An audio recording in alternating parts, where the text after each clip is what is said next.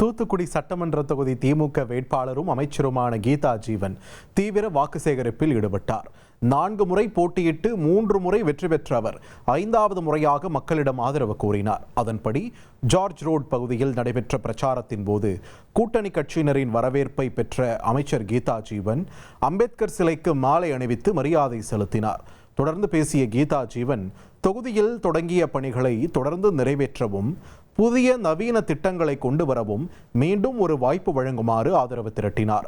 பதவியில் இருந்தாலும் இல்லாவிட்டாலும் மக்கள் பணியில் தொடர்ந்து செயல்பட்டதாகவும் கொரோனா மற்றும் மழை வெள்ள காலங்களிலும் மக்களுடன் இருந்ததாகவும் அமைச்சர் கீதா ஜீவன் தெரிவித்தார்.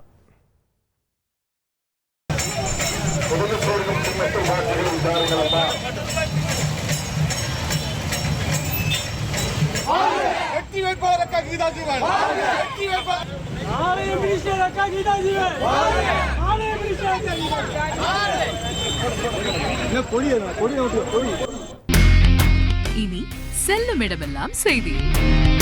தந்தை டிவியின் வாட்ஸ்அப் சேனலை ஃபாலோ பண்ணினா செல்ல இருக்கும் இடமெல்லாம் செய்தி. இதோ QR கோட் இப்பவே ஸ்கேன் பண்ணுங்க, ஃபாலோ பண்ணுங்க.